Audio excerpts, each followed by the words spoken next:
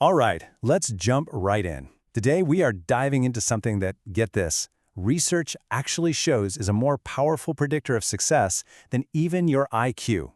We're talking about emotional intelligence. I mean, really think about that for a second. We spend years, decades even, building up our technical skills, our knowledge.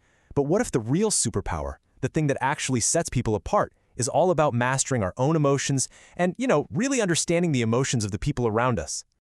So, what is this thing, emotional intelligence, or EQ? Well, to put it simply, it's about being smart with feelings, both yours and everyone else's. And here's the absolute game changer. Unlike your IQ, which is pretty much fixed, your EQ is a skill. And that means you can develop it, you can strengthen it, and you can hone it over your entire life. So, people usually break down emotional intelligence into 4 core parts. Think of it like a journey that starts inside you and then moves outward into the world. It all begins with self-awareness and self-management. And once you have a handle on that, it extends to how you interact with everyone else through social awareness and relationship management. We're going to walk through each of these. Okay, so let's start at the very foundation, mastering your inner world. It just makes sense, right? You can't really manage other people effectively if you haven't first learned how to manage yourself. Here's something interesting. People with high EQ don't just feel their moods, they actually investigate them. So instead of getting swept away by a wave of anger or anxiety, they get curious about it. This is what we call the check-in habit, and it's really the first step toward true self-awareness. And this whole process is way simpler than you might think. First, just name the emotion. Being able to say you feel frustrated is so much more specific and useful than just saying you're angry. And here's the cool part. Research shows that the simple act of labeling an emotion can actually reduce its power over you. Next, you identify the trigger. What just happened to make you feel this way? And finally, you audit the why. Is this big reaction really about that one email, or is it maybe tied to something else entirely? So once you have that awareness, then you can move on to self-management.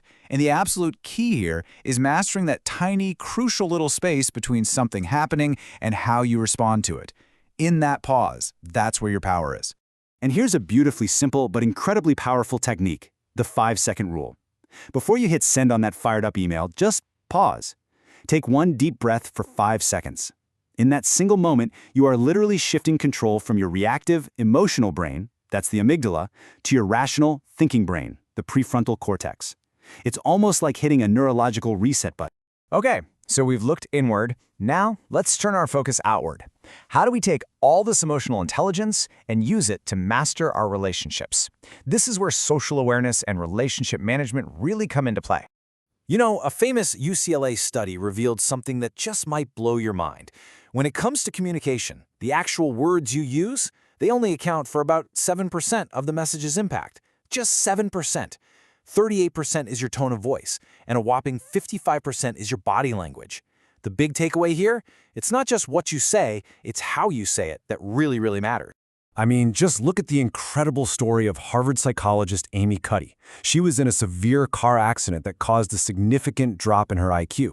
But she said her eventual success wasn't because of her intellect, but because she mastered positive body language. It made her feel and made others see her as more competent and influential.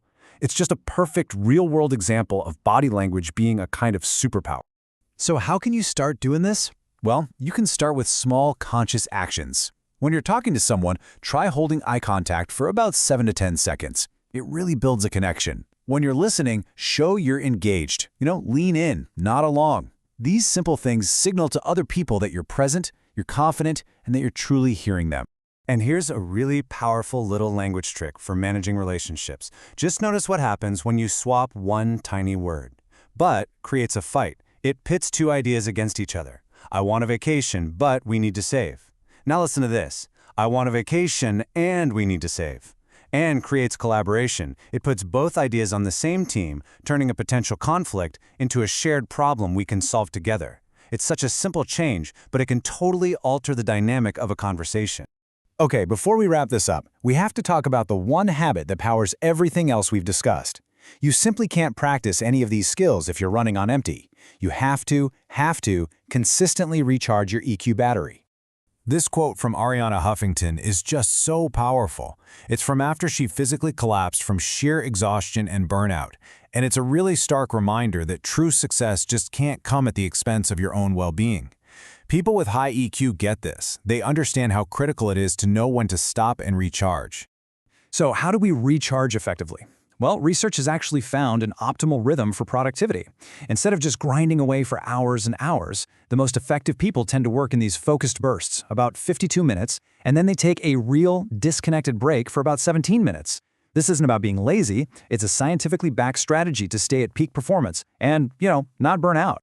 And let's be really clear about this. Your EQ literally runs on a battery, and that battery gets charged primarily by sleep.